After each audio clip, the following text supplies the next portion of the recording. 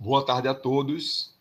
Me chamo Fernando Pacífico, sou trabalhador do Lar Espírita Chico Xavier. E, primeiramente, gostaria de agradecer a oportunidade de poder estar aqui com os colegas, compartilhando, dividindo um pouco desse estudo, que se intitula Reencarnação, uma análise comparativa com os fundamentos educacionais. Em específico, com um fundamento que nós iremos aprofundar no decorrer dessa exposição. Gostaria de iniciar, já que nós estamos falando sobre reencarnação como título, como tema principal dessa exposição, de lembrar alguns dos princípios da doutrina espírita. Um desses princípios, que aqui está em evidência, está em negrito, é o princípio da pluralidade das existências. Por que eu destaquei aqui para a gente o princípio da pluralidade das existências? Primeiramente, porque muitas pessoas se questionam. Existem múltiplas vidas, ou seja, a reencarnação realmente ela existe e nós espíritas sabemos que a reencarnação é um dos princípios da doutrina espírita, não o único, certo? Mas é um desses princípios. E quando a gente se atém aqui ao Livro dos Espíritos, que é um dos livros da codificação de Kardec, a gente vai no capítulo 4, certo? Do mundo espírita ou mundo dos espíritos, da pluralidade das existências, a pergunta 166. Na pergunta 166, a gente entende aqui, a gente lê. Como pode a alma que não alcançou a perfeição durante a vida corpórea acabar de depurar-se?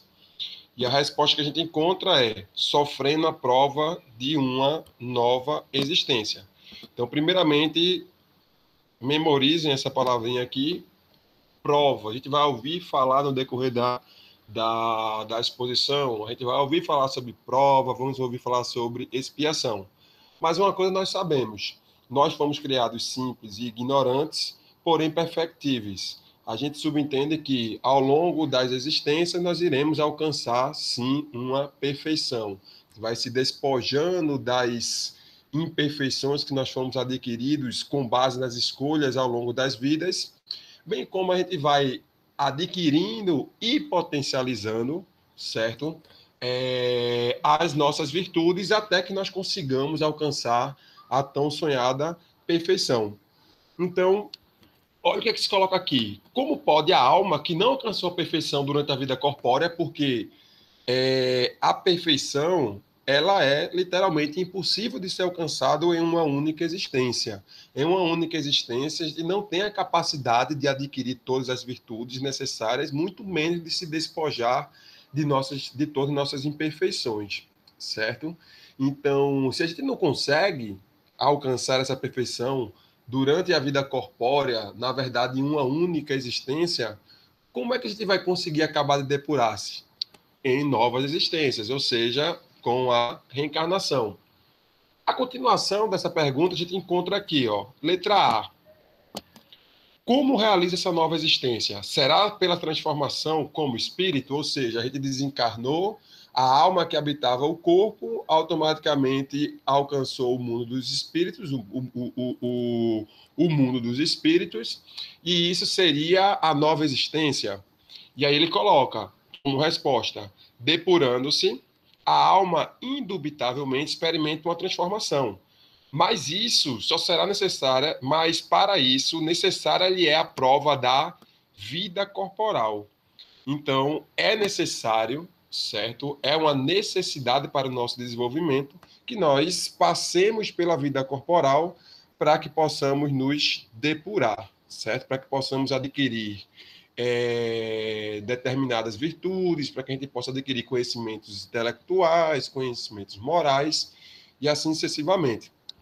Continuando na mesma pergunta, a alma passa então por muitas existências corporais? Essa é a pergunta feita no Livro dos Espíritos. E a resposta é sim, todos contamos muitas existências. Os que dizem o contrário pretendem manter-vos na ignorância em que eles próprios se encontram. Esse é o desejo deles. Então a gente observa aqui, certo, que no Livro dos Espíritos fala-se especificamente e muito enfaticamente na pluralidade das existências. Então, por fim, a gente encontra aqui na letra C dessa mesma pergunta: parece resultar desse princípio que a alma, depois de haver deixado o corpo, toma outro, ou então que reencarna em um novo corpo. E é assim que deve se entender? Evidentemente, certo? Então, nosso objetivo aqui não é, nessa exposição, certo, justificar por que, que a reencarnação é algo lógico, por que racionalmente e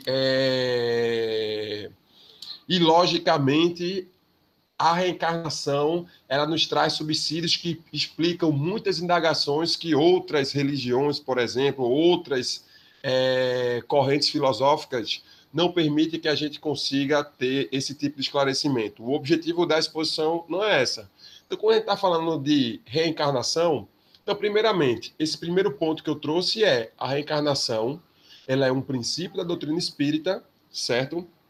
Ele vai trabalhar alguns aspectos superficialmente sobre a reencarnação e depois correlacionar com alguns aspectos educacionais.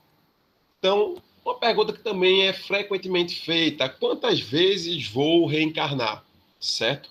E a gente sempre procura, apesar da gente ter as nossas convicções, as nossas convicções são frutos das nossas leituras, das nossas vivências, das nossas discussões, então a gente vai sempre com base em Kardec. Então, novamente no Livro dos Espíritos, nesse mesmo capítulo da pluralidade das existências, a gente encontra aqui: é limitado, a pergunta 168, é limitado o número das existências corporais ou o espírito reencarna perpetuamente? E aí a resposta é: a cada nova existência, o espírito dá um passo para diante na senda do progresso. Desde que se ache limpo de todas as impurezas, não tem mais necessidade das provas da vida corporal. Ou seja, ele não vai estar reencarnando para o resto, para todo sempre, eternamente. Vai haver um momento em que a reencarnação não será mais necessária, pelo menos não trará mais, não há uma necessidade, porque se há uma necessidade, essa necessidade tem que ser suprida. Se não existe a necessidade de se reencarnar mais, porque no plano físico não se tem mais o que você depurar, bem como não tem mais o que lhe proporcionar aprendizado, não há necessidade mais de você reencarnar. E a quantidade específica vai depender muito de cada indivíduo. Não existe uma receita de bolo. Ah, com 200 reencarnações a gente alcança a perfeição. Da mesma forma que a gente observa no nosso dia a dia particularidades. Às vezes, para uma criança obedecer, você precisa falar com ela 5, 6, 7 vezes. Com outra criança que tem uma outra personalidade, você fala uma vez, ela já entende e automaticamente já não repete aquele determinado comportamento. Então, a quantidade de vezes que que o indivíduo vai reencarnar vai depender de cada indivíduo. Quanto mais ele empregar esforços para poder adquirir virtudes, despojar das suas imperfeições, mais rapidamente ele vai alcançar a perfeição, certo? Então isso aí vai depender muito de indivíduo para indivíduo. E a gente encontra aqui na pergunta 169 e na 170 as seguintes colocações, né? As seguintes indagações. É invariável o número de encarnações para todos os espíritos? Não, como resposta. Aquele que caminha depressa, a muitas provas se forra. Todavia, as encarnações sucessivas são sempre muito numerosas, porquanto o progresso é quase infinito, certo? Então é aquela questão. Não adianta a gente ficar ansioso por um número cabalístico, o importante é que a gente consiga apreciar o processo. Então, cada existência ela tem que ser vivida, cada existência ela nos fornece uma possibilidade de aprendizado, e essa questão é muito humana, a gente está contabilizando as coisas, quantas encarnações são necessárias, certo? No final de tudo, isso se torna um pouco insignificante, a quantidade de reencarnações que são necessárias para se alcançar a perfeição, certo? Ou quantidade de encarnações que o indivíduo vai ter que realizar enquanto espírito. E na 170 a gente encontra o que fica sendo o espírito depois da última encarnação.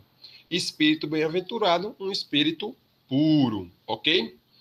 E aí a gente falou um pouquinho sobre reencarnação. A reencarnação, ela é um fato, certo? Ela existe. E a reencarnação, ela não existe um número cabalístico para isso. Cada indivíduo ele vai ter um número específico de reencarnações de acordo com a sua necessidade, de acordo com a sua vontade de se modificar. E aí, qual o intervalo de tempo entre uma encarnação e outra? Isso também se faz muitas perguntas acerca disso. E aí, a pergunta 224 do Livro dos Espíritos, a gente encontra: que é a alma no intervalo de encarnações? E aí a resposta é: espírito errante que aspira novo destino, que espera.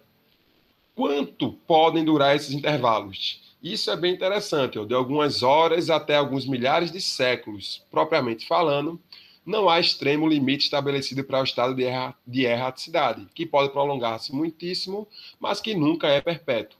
Acho que isso é a questão mais bacana que a gente tem aqui nessa resposta. Não é perpétuo. Então, da mesma forma que a gente não tem um número cabalístico de quantidade de reencarnações, não existe também um número cabalístico para o intervalo entre uma reencarnação e outra. Isso vai depender de cada indivíduo e do que ele fez durante o seu período encarnado e do seu estado mental. O seu estado mental determina, existe uma relação muito grande entre esse estado mental, certo? E a necessidade de uma reencarnação e o tempo que ele vai ficar nesse estado de espírito errante. Ok? Então, cedo ou tarde, o espírito terá que volver a uma existência apropriada e purificá-lo das máculas de suas existências precedentes. E aí, a gente poderia falar também aqui, a encarnação, então, ela viria a ser uma prova, ela é uma expiação, ou ela pode ser também uma oportunidade. Para a gente entender o que seria cada uma dessas situações, é importante que a gente entenda o que é uma prova, entender o que é uma expiação, e o que poderia ser, como a gente poderia entender o que seria uma oportunidade. Então, vindo para o dicionário, a gente encontra expiar, pagar crimes ou faltas, remir-se. 2, sofrer as consequências de. 3, cumprir a pena que reabilita. Então vejam só, nós somos seres imperfeitos que cometemos acertos e erros. E pela lei de causa e efeito, tudo que nós fazemos há uma consequência. Se fazemos coisas boas, as consequências dessas coisas boas só podem ser consequências positivas. Se fazemos coisas ruins, certo? Pela nossa imperfeição, nós fazemos coisas equivocadas, as consequências dessas coisas equivocadas só podem ser consequências negativas. E se são consequências negativas, são expiações, certo? Então, o que acontece? A gente pode entender também a reencarnação, a gente falar um pouquinho mais sobre expiação depois. A reencarnação, ela também pode ser o quê? Uma prova. E aí observe aqui, prova, literalmente como a gente está acostumado no nosso dia a dia. Então aqui eu tenho essa primeira imagem aqui, superior à esquerda, ó, indivíduos realizando uma atividade, uma prova escrita. Nós temos aqui também uma prova física, certo? Então temos aqui ó, uma mocinha aqui correndo, outro aqui andando de bicicleta, o outro nadando, são provas. Então vejam que, por definição, o que é uma prova? É uma avaliação com o objetivo de testar o nosso conhecimento barra o nosso desempenho, certo? O nosso desempenho. Então, a reencarnação, ela pode ser encarada assim como uma prova, mas ela pode também ser encarada como uma expiação. Então, se eu realizo, como eu falei no slide anterior, se eu realizo coisas ruins, automaticamente as consequências que irão surgir desse ato equivocado vão ser consequências ruins. E aí, não necessariamente naquela visão antiga do olho de talião, de dente por dente, da lei de talião, de olho por olho, dente por dente. Mas sabemos que ao fazer coisas equivocadas, as consequências não podem ser consequências positivas, certo? Positivas. Então, o que acontece? A partir do momento que eu cometo algum equívoco, muito provavelmente as consequências desse equívoco serão consequências negativas. E passar por essas consequências negativas é uma expiação. E, obviamente, ao mesmo tempo, é uma prova. Por que, ao mesmo tempo, é uma prova? Porque eu estou testando aquela minha habilidade, aquela minha capacidade, aquele meu desempenho, certo? Então, se eu fiz, por exemplo, mau uso da fortuna, e ao me arrepender, ao solicitar uma nova oportunidade, ao vivenciar a ausência, certo, do conforto, da questão financeira na minha próxima existência, aquilo ali termina sendo, sim, uma prova. E, ao mesmo tempo, é uma expiação, porque é uma consequência da má utilização de algo que teria como objetivo proporcionar o bem ao próximo. É aquela coisa, eu tenho uma corda, a corda ela é boa ou ela é má? A corda ela é neutra. Eu posso utilizar uma corda para tirar alguém de dentro do buraco, ou eu posso utilizar uma corda para amarrar uma pessoa e deixar ela presa em cativeiro. Então, o uso que eu faço da corda é que a torna bem ou a que torna má. A mesma coisa é o dinheiro. O dinheiro, dependendo do uso que se faz, dinheiro, poder, ele pode ser benéfico, pode ser maléfico. Se eu não faço o bom uso dele, ou seja, eu faço um mau uso, automaticamente eu tomo decisões equivocadas, as consequências vão ser nada mais nada menos do que como o próprio nome está dizendo, a consequência dos meus erros, tudo que acontecer, oriundo disso. E aí a gente tem que entender também que as provas, elas não são só essas provas aqui, uma prova de conhecimento teórico, uma prova de uma atividade física. Resistir, por exemplo, a determinados vícios é uma prova. Então eu tenho aqui, ó, o cigarro, eu tenho aqui a bebida, que são o dinheiro, a fortuna, certo? Que são provas que alguns espíritos, certo? Eles se submetem em outras existências. De tal forma que a gente sempre fala que toda expiação ela é uma prova, mas não necessariamente uma prova é uma expiação. Quando a gente, por exemplo, a pessoa é maratonista, então ele está lá fazendo uma prova de 100 metros, aí ele quer correr meia maratona, 21 quilômetros. E aí ele quer fazer uma maratona completa, 42 quilômetros. Ele pode querer se testar. Então, não necessariamente quando você está realizando uma prova e que você, por exemplo, imagine um maratonista que corre 21 quilômetros, vai correr 42 quilômetros. Ele vai se cansar, vai doer os pés, ele vai desidratar, ele vai sentir dor, vai sentir dificuldade, frio, tudo. É um sofrimento? É um sofrimento. Mas esse sofrimento é consequência de algum erro cometido? Não. Ele optou por se provar, por se testar. A mesma coisa acontece nas nossas existências. Muitos dos sofrimentos que nós temos são, sim, consequência de erros cometidos por nós. Mas não necessariamente o são. Eu também posso escolher algumas provas para me testar a minha capacidade, a minha paciência, certo? Como forma de teste mesmo. E aí, quando a gente vai aqui para o céu e o inferno, existe todo como eu posso dizer, toda uma sequência lógica para que nós possamos apagar uma falta. Então, primeiramente, quando eu faço um erro, digamos assim, cometo um erro, primeiramente existe aqui uma sequência. Ó. Inicialmente, para que a gente possa reparar, apagar uma falta, a gente se arrepende pelo aquilo que a gente fez de errado. Se você não se arrepende, é porque você não considera que o que você fez foi errado. E aí, automaticamente, você não tem como reparar algo que você não acha que tem que ser reparável. A partir do momento que a gente erra, a gente se arrepende e a gente toma consciência do erro cometido. E a consequência, vivenciar as consequências das nossas experiências, automaticamente é uma expiação e também serve como prova. Mas é necessário que haja o quê? Que haja também uma reparação. Eu sempre brinco com o mesmo exemplo. Se você, por exemplo, joga uma pedra, quebra o vidro do carro do seu colega, não adianta você chegar para ele, aí você viu que você quebrou. Eita, me arrependi. Caramba, eu quebrei o vidro dele e tal, isso aí é uma coisa muito ruim. Não adianta só você chegar para a pessoa e falar, ó, eu me arrependo de ter quebrado, me desculpe.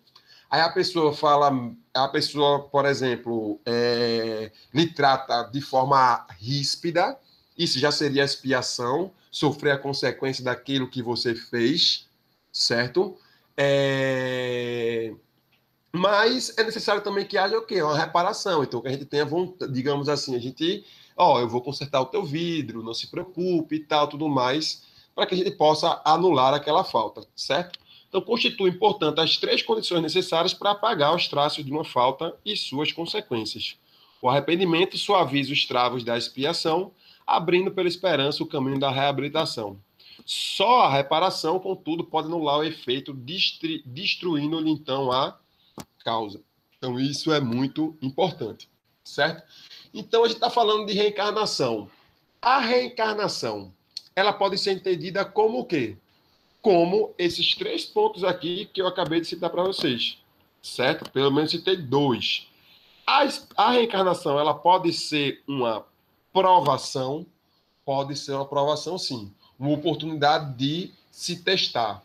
Obrigatoriamente, aquela prova é uma expiação? Não necessariamente. Pode ser uma escolha do espírito para ele conseguir, digamos assim, se testar, conseguir ver se na prática ele consegue, se ele consegue colocar em prática toda aquela teoria que ele tem o conhecimento. Então, não necessariamente é uma expiação. A encarnação, ela pode ser uma expiação? Com toda certeza, a encarnação é sim uma expiação, certo? Que é a oportunidade de sofrer as consequências dos meus atos. E, nesse caso, a expiação, sempre os atos negativos, certo? Não seria as consequências dos atos positivos, isso não é uma expiação. Tá bom, então reencarnação ela é uma provação, reencarnação é uma expiação.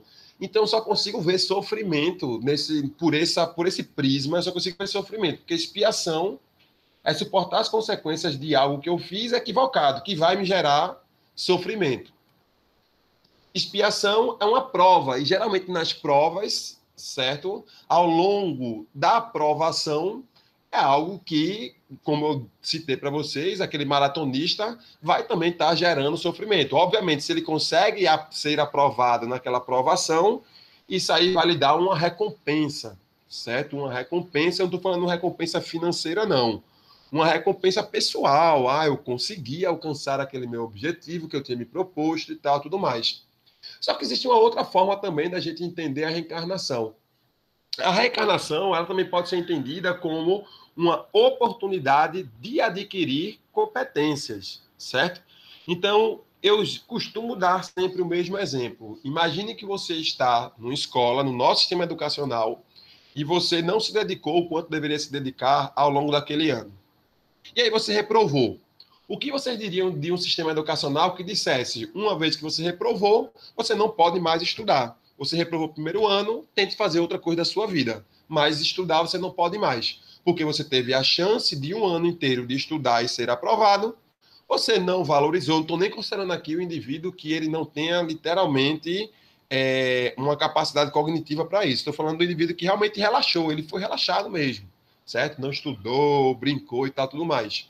O que a gente diria desse sistema educacional? Diria que ele é injusto. Injusto por quê? Porque ele não faculta a possibilidade do indivíduo ter uma nova chance, certo?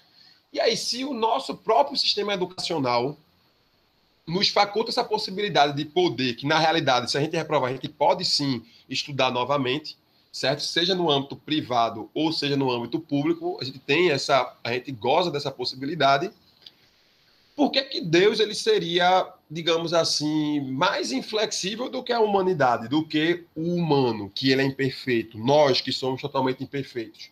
Então, onde eu quero chegar? A reencarnação, ela é uma oportunidade. Oportunidade de quê? Oportunidade de evoluir intelectualmente e de evoluir moralmente. Quando a gente se despoja das imperfeições, estamos melhorando moralmente. Quando a gente adquire conhecimentos, seja esses conhecimentos práticos, teóricos, atitudinais, nós estamos evoluindo intelectualmente, nós estamos adquirindo a todo tempo competências, certo? Então, a encarnação ela é uma oportunidade de evolução espiritual. Ao mesmo tempo é uma prova, ao mesmo tempo é uma expiação. Então, ela é tudo isso ao mesmo tempo, e ainda arriscaria dizer que existe outras formas de a gente pensar a reencarnação. Essas foram as formas que eu trouxe para vocês e que a gente vê nos livros espíritas, certo? Da codificação, bastante essas duas temáticas, a provação, a expiação, a oportunidade de desenvolvimento e de evolução espiritual. Então, a encarnação, ela é tudo isso, certo? Oportunidade de adquirir competências. E aí, quando a gente começa a pensar a encarnação muito nesse âmbito educacional, então, a encarnação, eu fiz coisas erradas ao longo daquela existência, como uma criança fez algo errado ao longo daquele período letivo, e ao reprovar, ela tem a possibilidade de reparar, certo? A perda de tempo, reparar aquela negligência. Ela foi negligente naquele ano. E nós, reencarnando, temos a possibilidade de reparar nossa negligência para com a gente mesmo, para com o próximo, para com o mundo. Então, se você for ver a reencarnação, ela é muito similar a um sistema educacional, porque ambos nos possibilitam experiências a serem vividas e nos possibilitam uma oportunidade, certo? Caso haja falha, seja por negligência, imprudência, imperícia, certo? A gente conseguir reparar aquele erro cometido. Agora, uma coisa que é importante que a gente, uma reflexão que é importante que a gente faça.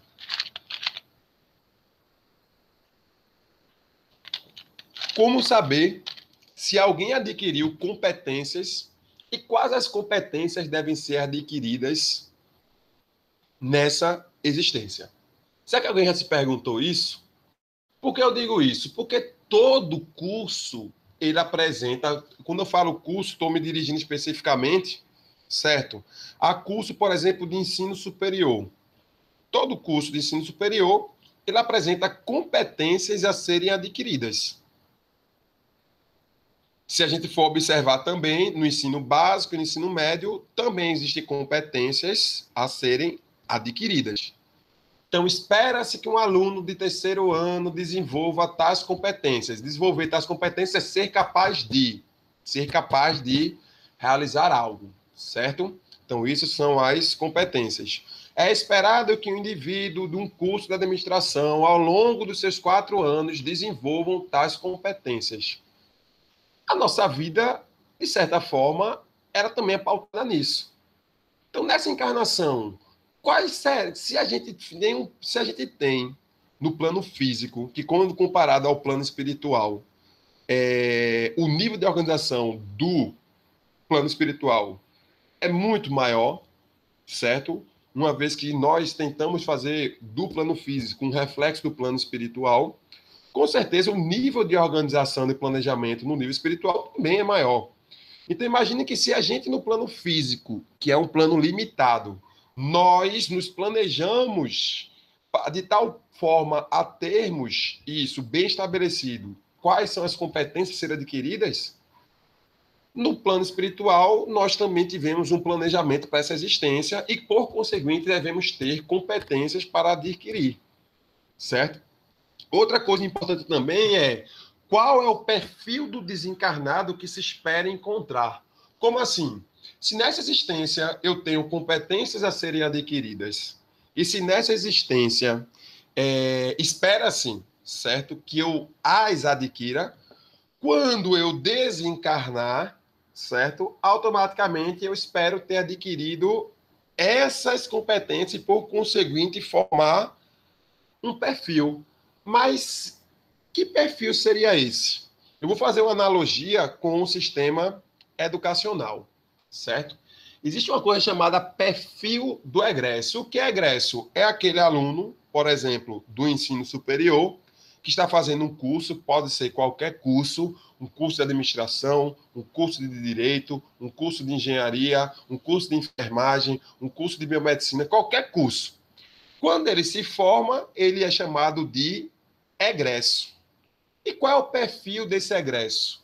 Como é que a gente determina como nós vamos formar advogados, como iremos formar fonoaudiólogos, como iremos formar engenheiros? Primeiramente, é importante que se faça a seguinte pergunta: ó. Que tipo de profissional demanda a sociedade? Qual é o tipo de profissional que o mercado deseja? Quais as necessidades desta região em que está inserida a instituição em relação ao tipo de profissional? Por que eu digo isso? Muitas vezes a gente quer realizar um sonho, certo? Então, por exemplo, eu tenho um sonho de ser oftalmologista. Então, eu vou fazer um curso, por exemplo, de medicina para seguir a oftalmologia. Mas o que não, aí, o que a gente tem que entender? Ah, eu fui fazer um curso e no curso se falou muito pouco de oftalmologia. Como é que eu faço um curso de medicina e não sei muito sobre oftalmologia? Primeiramente, para que qualquer curso, administração, ciências contábeis, engenharia, arquitetura, exista, primeiramente é necessário que haja uma necessidade para que ele exista. E o perfil do curso, certo? Ele tem que atender a essas necessidades. Então, quando a gente, por mais que eu diga, mas eu não quero fazer uma faculdade pública, eu quero fazer uma faculdade privada, independente. Todo curso, eles precisa da autorização, isso estou falando aqui no Brasil, do MEC, para funcionar, certo? Para ele poder ser criado e ele ser avaliado e estar em pleno funcionamento.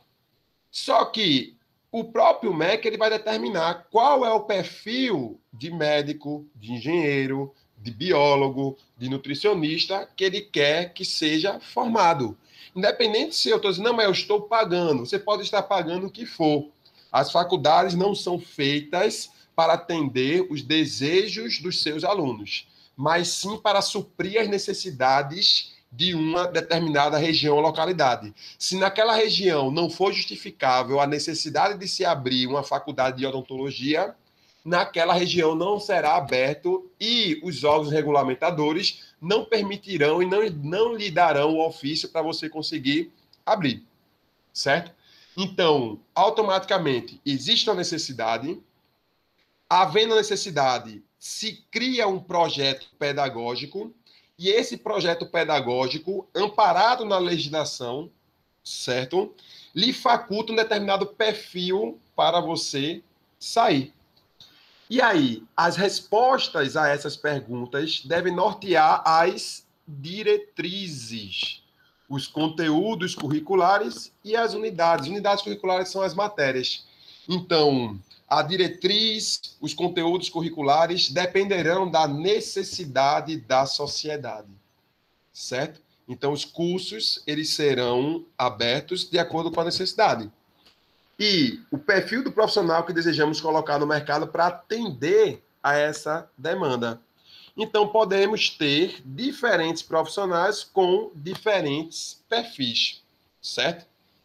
E quem é que vai normatizar isso? São as diretrizes curriculares nacionais. Então, de um modo geral, o que acontece?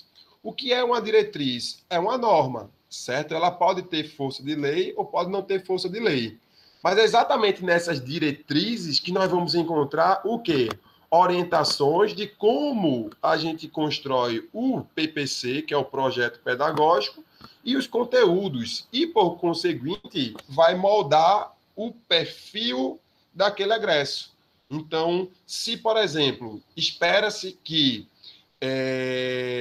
profissionais de atenção básica resolvam mais de 80% das necessidades da população, então, independente da área de saúde, o foco, certo, daquele projeto pedagógico é formar profissionais voltados para aquela área. Se ele vai querer se especializar em uma outra área por desejo próprio, ele pode, mas o foco do curso é de acordo com a necessidade daquela região. E por que eu digo isso? Isso não acontece só no ensino superior, certo? Existe o BNCC, que é a base nacional curricular comum, que está mais voltada para a educação infantil, certo?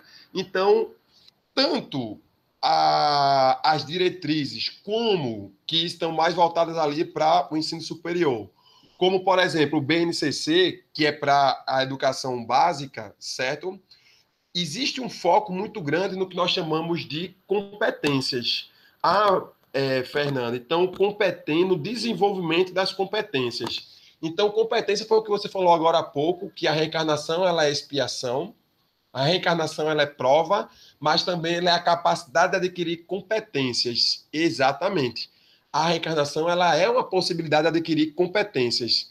E competências, ele é como eu poderia dizer, ele é um termo um pouco complexo, certo? Com contradições. Cada autor que define o que é competência, muitas vezes ele se contradiz, e essas definições foram forjadas em regiões distintas do mundo. De um modo geral, a gente tem que estabelecer o que é competência. E para essa exposição, eu exatamente a defini dessa forma, certo? Então, o que é competência? É a capacidade de mobilizar conhecimentos, habilidades e atitudes. É o conjunto de conhecimentos, habilidades e atitudes, com a utilização dos recursos disponíveis, exprimindo-se as iniciativas e ações que traduzem desempenhos capazes de solucionar, com pertinência, oportunidade de sucesso, os desafios que se apresentam à prática profissional, em diferentes contextos do trabalho, traduzindo a excelência na prática profissional.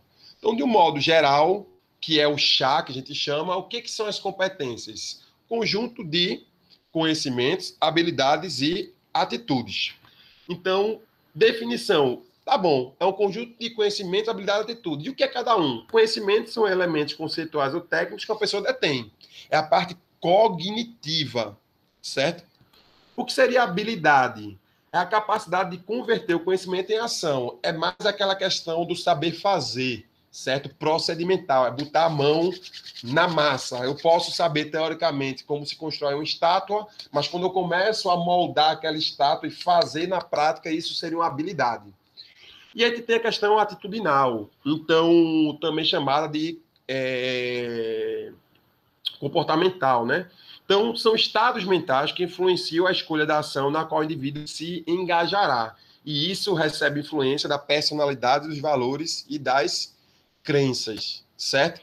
Então, a gente pode também resumir da seguinte forma: o que seria o conhecimento? Seria o saber teórico. O que seria a parte de habilidades, procedimental? É o saber fazer. E as atitudes são o saber ser, né? É o ser em si. Isso está muito parecido com o que nós encontramos na Unesco, certo? São as uniões a União das Nações, dos Estados, né? E aí a gente encontra aqui, ó, aprender a fazer, o conceito, a gente tem aqui os 4 pilares da educação: aprender a fazer, aprender a conviver, aprender a ser, aprender a conhecer. Então perceba que nós temos aqui, ó, o conhecimento, e tem aqui a questão atitudinal e temos a questão aqui de habilidade, certo? No que se refere a um conceito que eu trouxe para vocês de competência, que não é o único, existem outros. Então, se a gente for parar para analisar, certo? Competências, conjunto de habilidades, conjunto de conhecimento e o conjunto de atitudes. E aí o que acontece? Se a gente for parar para analisar, a reencarnação ela não pode ser entendida como a capacidade de a gente adquirir esses conhecimentos, atitudes e habilidades. Então, para essa nossa existência, que é uma oportunidade letiva, digamos assim, cada existência ela corresponde basicamente a mais um ano letivo, se a gente puder fazer assim uma analogia.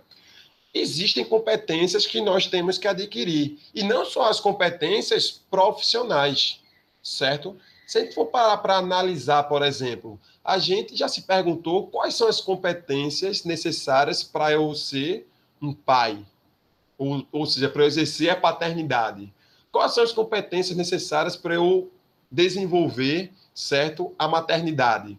Para eu ser um bom filho, para eu ser um bom cônjuge, certo? Quais são as necessidades, as competências necessárias para eu ser um trabalhador voluntário, seja espírita ou não seja espírita. Eu trouxe aqui algumas competências que estão relacionadas ao cunho religioso, não ao cunho profissional em si, certo? Então, por exemplo, é uma competência nossa, ao longo da nossa existência, compreender, valorizar e respeitar as manifestações religiosas e filosóficas da vida. Será que a gente, quando a gente pensa em competência, é ser capaz de...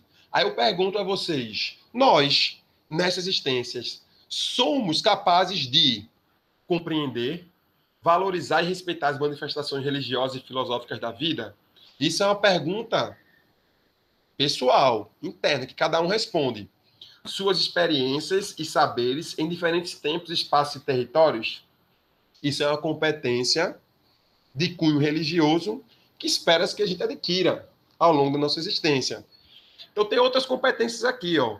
Ao desencarnar ou ao longo da nossa vida, somos capazes de reconhecer e cuidar de si, do outro, da coletividade e da natureza, enquanto expressão do valor da vida. Somos capazes de conviver com a diversidade de crenças, pensamentos, convicções, modos de ser e viver. Vejam que isso é muito profundo, minha gente. A tolerância, certo, religiosa, a tolerância para com o próximo é uma competência que deve ser adquirida em vida. Eu trouxe mais duas aqui, ó. Temos a capacidade de analisar as relações entre as tradições religiosas e os campos da cultura, política, economia, da saúde, da ciência, da tecnologia e meio ambiente, debater, problematizar, posicionar-se frente ao discurso e práticas de intolerância, discriminação e violência de cunho religioso. Isso é uma competência que é importantíssimo que a gente aprenda a adquirir ao longo da nossa existência. E aí eu trouxe isso aqui, para a gente poder refletir um pouquinho. Ó.